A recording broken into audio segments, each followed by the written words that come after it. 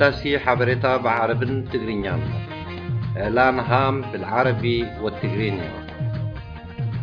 أقداسي حبرتا نقدام على 3 ماي 2020 لولونة إرترا أب حدقا ديزولو بزبل أرستي مدب تداليولو زدما بفيسبوك لايف كم حلالف مخانو لحفر أقايش نايز مدب أتو سنغال ولدة تنسائن أتو خليل علي خليل كخون يوم زغربلو ساعات تحرقتري ساعات 4 بنيويورك ساعات 1 بلوس أنجلوس ساعات 10 ببرلين أقوطاطرا كمون ساعات 6 ناينوغو بملبورن أقوطاطرا كخوني أدراشا نايتي لايف fb.me/erisinit ويدما www.facebook.com/erisinit بدحان مسو erisinit.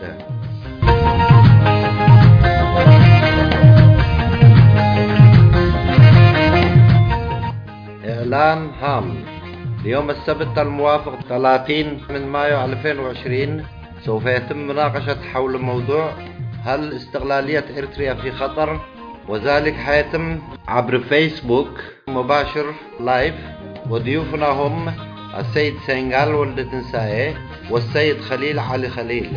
وسوف يتم البث المباشر بعد الظهر من الساعة 4 بتوقيت نيويورك، والساعة 1 بتوقيت لوس أنجلوس، والساعة 10 بتوقيت برلين، وكذلك في صباح الساعة 6 بتوقيت ملبورن.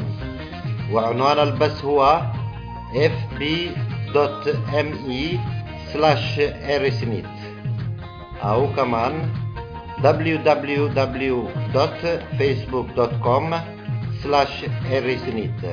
ونرحب بكم جميعا. erisinit.